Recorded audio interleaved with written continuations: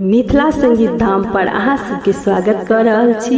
हम अमृता झा एकटा पाबनि के गीत गाबि रहल छी। अहाँ सबके गीत नीक लागे तो वीडियो के लाइक कर देबे और केहन लागल कमेंट में कहबे। जे ई चैनल पर नया छी हुनका से आग्रह है कि चैनल के सब्सक्राइब करू। जय मिथिला, जय मैथिली और सब पब्लिक के हमरा तरफ से बहुत बहुत शुभकामनाएं। हमरा दिया के अवसर पाबनि बरक में किछु ने पठेलखिन है। हमरा दिया के अवसर पाबनि बरक में किछु ने पठेलखिन है।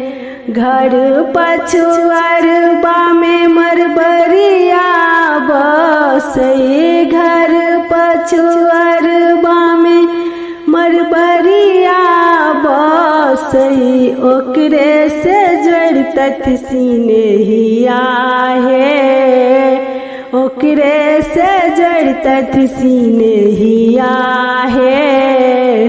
सिनेहिया जड़तत साड़ी दैतन अपना पुतहु के पठबतथ है। सिनेहिया जड़तत साड़ी दैतन अपना पुतहु के पठबतथ है। हमरा धिया के अवसर पाबनि बरक में किछु ने पठेलखिन है। बरक में किछु ने पठेलखिन है।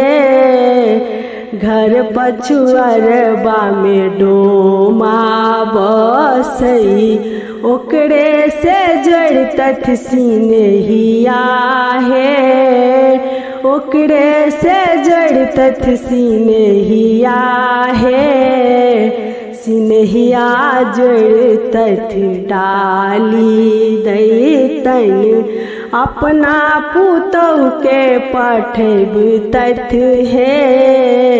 सिनेहिया जड़तत डाली दैतन अपना पुतहु के पठबतथ है।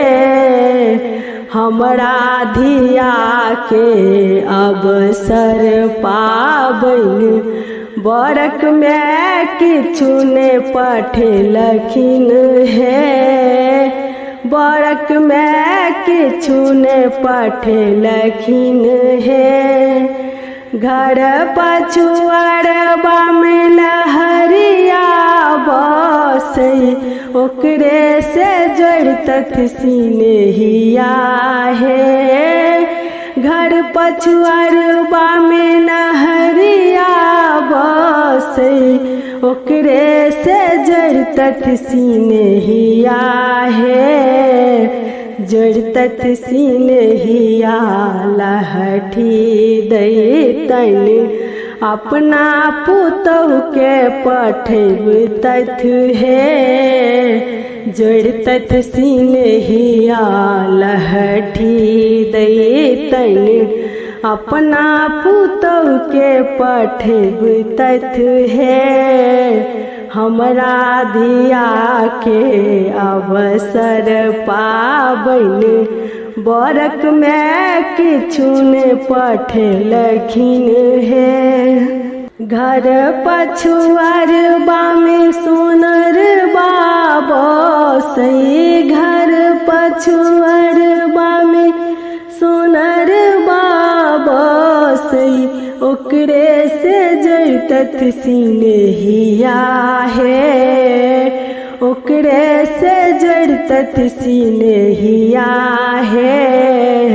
जड़तत सिनेहिया गहना दैतन अपना पुतहु के पठबतथ है। जड़तत सिनेहिया गहना दैतन अपना पुतहु के पठबतथ है। हमरा धिया के अवसर पाबन बरक में किछु ने पठेलखिन हे बरक में किछु ने पठेलखिन हे